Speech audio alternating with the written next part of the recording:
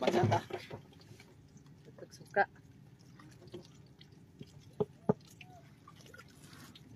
Lagi, sukaan na po niya kung tawag.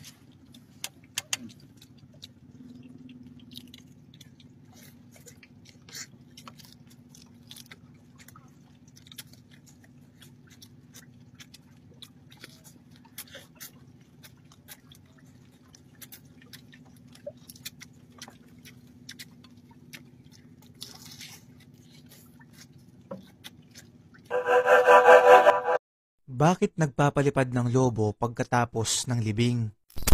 Mga kaibigan, kung mapapansin nyo sa ilang mga libing, ay pagkatapos mailagay sa hukay ng kabaong ay nagpapalipad yung pamilya at yung mga taong dumalo ng lobo. Ito ay ginagawa sa paniniwalang gagabayan nito yung kaluluwa nung namatay papunta sa kabilang buhay at kasabay nung pag-angat ng mga lobo ay aakyat din sa langit ang kahilingan ng bawat isa.